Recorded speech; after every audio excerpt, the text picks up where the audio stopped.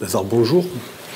L'association CSRV, qui a été créée en juillet 2011 et dont je suis le président depuis 2013, a suivi cette affaire et a essayé, à tes côtés, de pouvoir te soutenir en créant des alertes. Aujourd'hui, malheureusement, on peut constater que nous avons plutôt échoué. Mais avant de parler de l'action grave que tu as donc décidé d'engager, est-ce que tu pourrais te présenter pour que les personnes puissent savoir finalement qui est Lazare Groen, quelles sont ses origines, quel est son parcours? Oui, bien sûr. Bonjour. Merci pour votre action et pour votre soutien, même si vous n'avez pas obtenu le résultat que vous escomptiez et que moi-même j'aurais pu espérer. En tout cas, c'est réconfortant.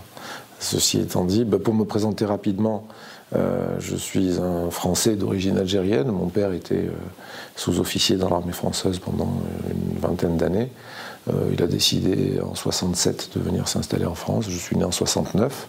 J'ai une scolarité normale, un parcours universitaire normal. J'ai fait des études de marketing. Et puis, en 1995, j'ai pris le pari de reprendre une petite radio locale à Toulon, Radio Vitamine. Et puis, à force de travail, c'est devenu un réseau régional. Je suis devenu dirigeant de médias. Et puis voilà qui je suis. Je ne veux pas développer plus. Voilà. Alors, tu as décidé de faire une grève de la faim.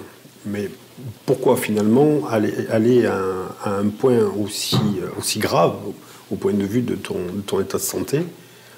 Pourquoi cette grève de la faim? J'ai décidé d'engager un jeûne de protestation. C'est-à-dire que depuis 7 ans, je me trouve dans une situation assez particulière. Je suis en incapacité, en réalité, d'exercer mes droits normalement. Je ne peux pas me défendre, je ne peux pas avoir ma cause entendue normalement dans un tribunal. Tout ce que j'ai pu dénoncer n'a produit aucun effet. Les gens qui m'ont volé n'ont jamais été poursuivis. Jamais, malgré toutes les preuves. Et moi, je suis un pacifiste et donc je n'ai pas d'autre moyen d'exprimer et de dénoncer cette situation qui est assez scandaleuse, je crois. Mais on verra ce qu'on en dit quand on aura procédé à des vérifications. Alors, tu dis que tu n'as pas les moyens d'exercer tes droits.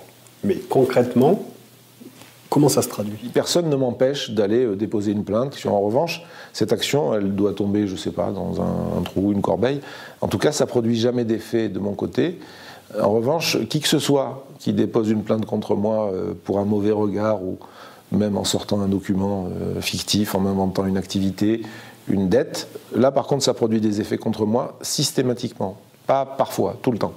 Donc si des gens qui ne peuvent pas m'attaquer peuvent quand même m'attaquer, qui n'ont pas qualité à agir peuvent quand même le faire, et si moi en revanche quand j'ai qualité à agir et quand je suis véritablement lésé, je ne peux pas avoir ne serait-ce que des vérifications, je ne demande pas moi qu'on me croie sur parole ou qu'on aille dans ma direction forcément, mais qu'au moins on procède à des vérifications objectives pour voir ce qui se passe.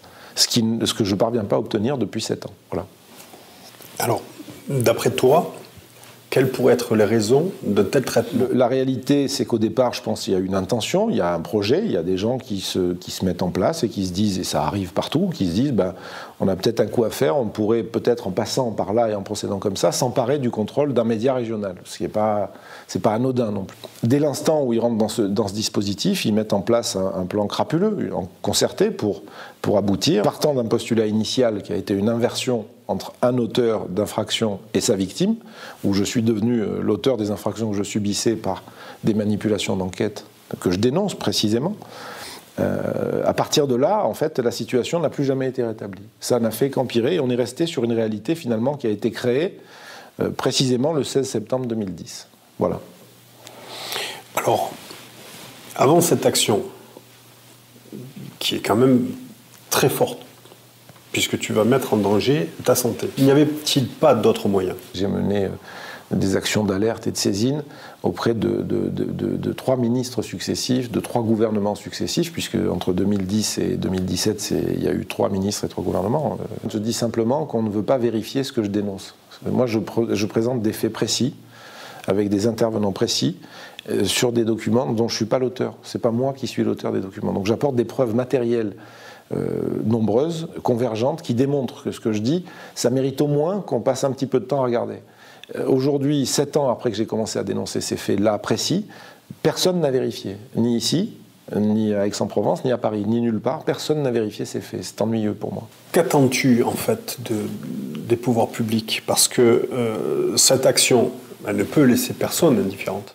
Ce que j'attends, c'est simplement qu'on me rétablisse dans un usage de mes droits normaux, fondamentaux, que je puisse, si je dénonce une personne ou un groupe de personnes pour des faits précis et que j'apporte des preuves, qu'on m'accorde au moins la possibilité de procéder à des vérifications sur ce que je dénonce, plutôt que de me dire non, mais c'est un contre-feu, on ne veut pas savoir, c'est vous qui êtes accusé, pas les autres, on ne veut rien savoir de ce que vous dites, qui me ramène dans une situation où finalement, même si ce que je dis est vrai, en tout cas personne ne pourra dire que ce n'est pas vrai, puisque personne n'a vérifié.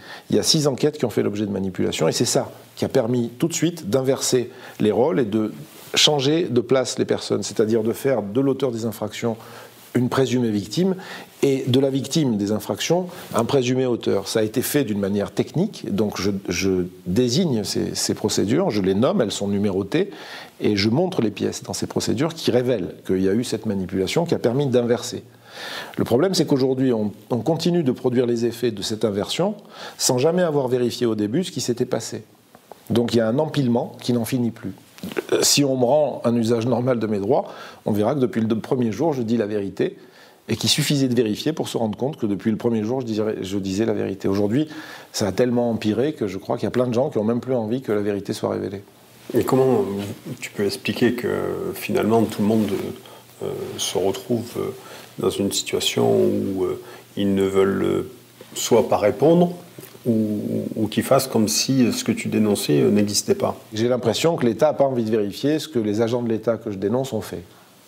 Peut-être de peur de se rendre compte qu'effectivement c'est vrai, ce qui poserait des difficultés sérieuses. Et c'est là que nous en sommes aujourd'hui. Donc il suffirait de vérifier pour qu'on soit tous fixés finalement, et que je puisse reprendre une vie normale et reprendre une alimentation normale aussi. Voilà. Ça ne me paraît pas très compliqué en tout cas. Voilà. Et tu penses véritablement que parce que tu engages une action aussi forte, va mettre obligatoirement les pouvoirs publics en action? Mais je ne sais pas quoi faire d'autre. Je voudrais simplement pouvoir exercer mes droits. C'est quand même pas extraordinaire ce que je demande. Je dénonce des gens, j'apporte des preuves, je veux juste qu'on regarde si ce que je dis est vrai ou pas. Et je ne crois pas que ce soit normal que je sois obligé d'en arriver là, en fait.